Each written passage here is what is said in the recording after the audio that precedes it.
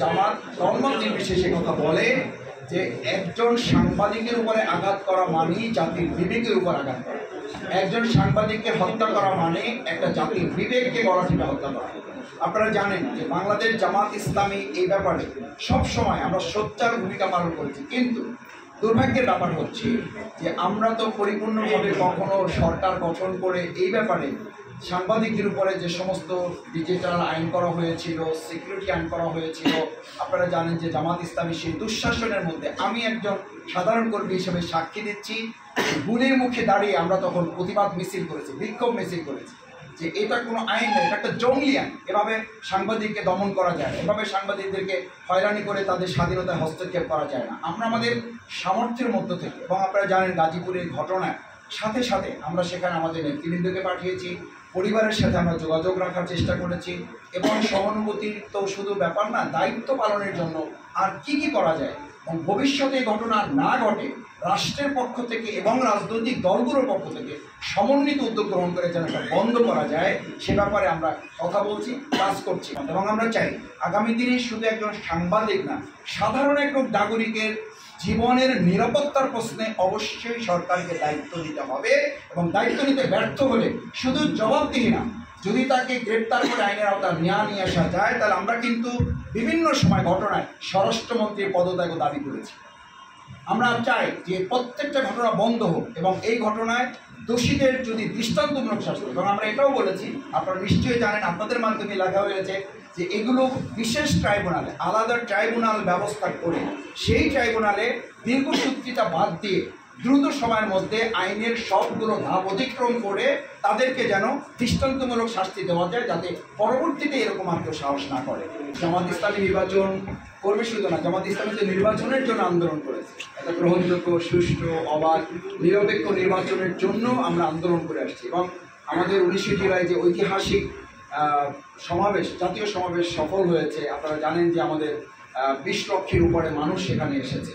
তাদের সেখানে আমাদের মূল দাবি ছিল একটা গ্রহণযোগ্য নির্বাচন। তার মানে বোঝাই যায় জামাত ইসলামী নির্বাচন করতে চায় না, শুধু জামাত ইসলামী জনগণের কাছে একটা সুষ্ঠু, সুন্দর, নিরপেক্ষ, অবাধ, অংশগ্রহণমূলক নির্বাচন উপহার দেওয়ার জন্য সরকারকে আমরা বাধ্য করতে চাই। আমাদের এখানে এমন অনেকে আছেন যারা বহুদিন ভোট দিতে চাননি, পারেননি। আমি আপনাদেরকে এই কথা বলবো না, আপনারা সেই শ্রেণীর না, আমি এটা বলবো না যে আপনারা ভোট দিতে পারেন নাই, আপনারা ভোট দিতে চাননি এই জন্য যে আপনারা মনে করেছেন আমার ভোটের খুব দরকার আছে বলে আপনি মনে করেন নাই, সে কারণে আপনি ভোট দিতে চাননি। সেরকম ভাইয়েরা আমরা সবাই মিলে অপেক্ষমান আছি যে আমার ভোট আমি দেবো, যাকে খুশি তাকে দেবো। এই কষ্টটুকু করার জন্য আমরা অধীর আগ্রহে অপেক্ষা করছি। আমরা অপেক্ষা করছি এরকম যে 10 মাস 10 দিন পরে আমরা আমাদের মায়ের গর্ভ থেকে পৃথিবীতে আসি। আমরা বলি যে এখন 10 মাস পার করে ফেলেছি, 15 বছর, এখন 10টা দিনের জন্য অপেক্ষা করছি কখন নির্বাচনের মতো একটা সুন্দর নবজাতকের বাংলাদেশ আমরা আমাদের হাতে পাব। সেই নবজাতকের সুন্দর বাংলাদেশের জন্য একটা সুন্দর নির্বাচন, অবাধ, গ্রহণযোগ্য, সুষ্ঠু, নিরপেক্ষ এবং অংশগ্রহণমূলক একটা আনন্দ উৎসবের, যেটা আমাদের চিফ অ্যাডভাইজার মহোদয় প্রধান উপদেষ্টা বলেছেন যে এবার নির্বাচন হবে শুধু না, এবার নির্বাচনে ঈদের আনন্দ হবে। আমরা সেই ঈদের আনন্দের জন্য অপেক্ষা করছি। আপনারা নিশ্চয়ই আমার চেয়ে ভালো জানেন, অনেক সাংবাদিক ভাইয়েরা আহত, বন্ধুত্ব বরণ করে, নির্যাতন নিপীড়নের মুখে পড়ে, এবং তারা গুলি বুকে ধারণ করে, শরীরে বুলেট ধারণ করে এই পেশায় তারা এখন নিয়োজিত আছেন, এবং দেশের জন্য চতুর্থ গুরুত্বপূর্ণ স্তম্ভ হিসাবে, যেটাকে বাংলাদেশের জন্য শুধু নয় গোটা পৃথিবীর দর্পণ বলা হয়, যে গণমাধ্যমকে, সেই দর্পণে আমাদের চেহারাগুলো আপনারা যেমন চেহারা তেমন দেখাবার যে দুঃসাহসিক ভূমিকা আপনারা পালন করছেন, সেজন্য আপনাদের কংগ্রেচুলেট করছি। এবং একই সাথে এটা বলছি যে আমরা রাস্তার কর্মী, আর আপনারা হচ্ছেন কলমের কর্মী এবং কলমের সেনাপতি। আপনারা সেই কলম যোদ্ধা হিসাবে জুলাই আগস্টের গণঅভ্যুত্থানে যারা কলম যোদ্ধা হিসাবে ভূমিকা পালন করেছেন, আমি তাদের প্রতি আবার শ্রদ্ধা নিবেদন করছি। এবং 5ই আগস্ট পরবর্তী একটা মানবিক বাংলাদেশ বিনির্মাণে আপনারা